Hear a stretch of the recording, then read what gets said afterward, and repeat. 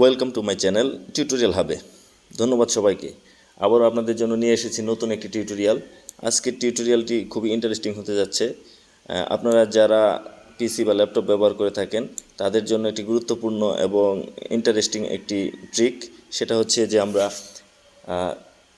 পিসি বা ল্যাপটপের ক্যালকুলেটর অ্যাপটি ব্যবহার করে কিভাবে একজন মানুষের বয়স বের করব বা বয়স নির্ণয় করব। তো সবাইকে স্বাগতম। চলুন শুরু করা যাক।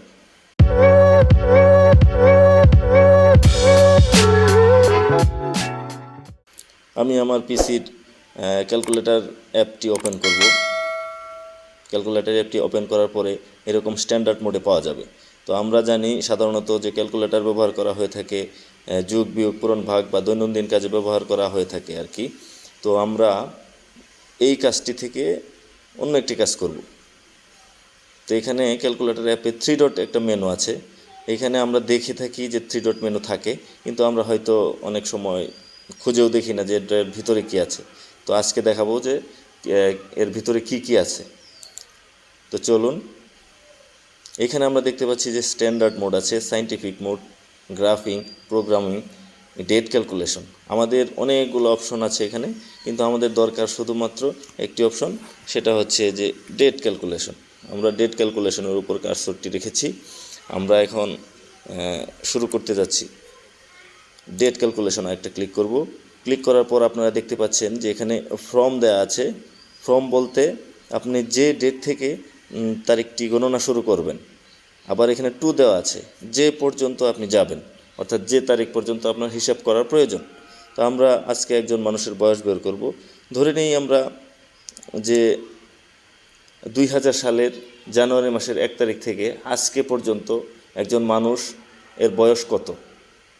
তো আমরা এখানে সিলেকশনে যাওয়ার পর এখানে আজকের ডেটটি দেওয়া আছে। তো আমরা আজকের ডেটটি রাখবো না, আমরা চলে যাচ্ছি ডেটটা পরিবর্তন করার জন্য। এইখানে একটা ক্লিক করব। এখানে ক্লিক করার পর দেখা যাচ্ছে যে 12টি মাসের নাম চলে আসছে। আবার এই সালের উপর আরেকটি ক্লিক করব। ক্লিক করার পর আমরা চলে যাব 2000 সালে। প্রথমে বলেছিলাম যে আমরা 2000 সালের জানুয়ারি মাসের 1 তারিখ থেকে ডেটটি বের করব। 2000 সাল এসে গেছে। মাউসের স্ক্রল বার উপর নিচ করলেই আপনি সাল কমাতে বাড়াতে পারবেন, বা আগের পুরাতন সাল বা নতুন সালের দিকে যেতে পারবেন। তো আমি স্ক্রল করে 2000 সালে চলে এসেছি। 2000 সালে একটা ক্লিক করলাম। দেখেন এখানে আবার 12টি মাসের নাম চলে আসছে। আমরা বলেছিলাম জানুয়ারি মাসের 1 তারিখ, তো জানুয়ারিতে ক্লিক করব। জানুয়ারি মাসের 1 তারিখে ক্লিক করার সাথে সাথেই আমাদের হিসাবটা নির্ণয় হয়ে যাবে। আমি একটা ক্লিক করলাম, জানুয়ারি মাসের 1 তারিখ 2000 সাল। ক্লিক করার সাথে সাথেই আপনারা এখানে দেখতে পাচ্ছেন যে আজকের ডেটে, অর্থাৎ এপ্রিল মাসের 3 তারিখ 2023 সাল থেকে 2000 সালের জানুয়ারি মাসের 1 তারিখের মধ্যে ব্যবধান কতদিন, ব্যবধানটা এইখানে বের হয়ে গেছে। এই যে এখানে দেখা যাচ্ছে ডিফারেন্স 23 ইয়ার্স 3 মান্থস 2 ডেজ, অর্থাৎ এখানে দিনের হিসাবটা চলে আসছে। দিনের হিসাবটা হচ্ছে যে 8493 দিন আজকের ডেট পর্যন্ত। তো এটা আশা করি যে আপনাদের অনেক ইন্টারেস্টিং লেগেছে। এর কারণ হচ্ছে যে অনেকেই হয়তো জানেন, আবার অনেকেই জানেন না। যারা জানেন না শুধুমাত্র তাদের জন্যই এই ভিডিওটি। আর আশা করি পরবর্তীতে আপনাদের বয়স বের করা নিয়ে আর কোনো ধরনের ঝামেলায় পড়তে হবে না। খুব সহজেই আপনি আপনার পিসি থেকে বা ল্যাপটপ থেকে একজন মানুষের বয়স নির্ণয় করতে পারবেন।